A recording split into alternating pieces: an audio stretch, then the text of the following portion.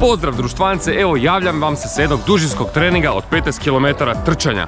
Koristio sam For Endurance gelove i za gelove kažu ovako. Energetski gelovi bez umjetnih zaslađivača i aroma. Ne sadrže glukozni sirup, visoko probavljivi, ne uzrokuju mučnine niti ćete se napuhati od njih. Bez glutena, dodana sol, ne trebaju vodu za konzumaciju. I tako dalje. Ovo nije još samo jedna reklama za suplementaciju. A sad za ozbiljno. Dakle, ovo su prvi gelovi koji meni osobno ne izazivaju mučnine i probavne smetnje, a imam osjetljiv želudac. To je najbolje, lako su probavljivi i nema nakon njih nadutost. A pošto za vrijeme trčanja trošite natrij, oliti sol, unutra imate dodane soli, tako da nemate brige. I ono što vam piše u specifikacijama da nije potrebna voda za progutat gel, to je stvarno istina za razliku od ostale ekipe koju ne možeš progutat ono makar popio sa litru vode, jel?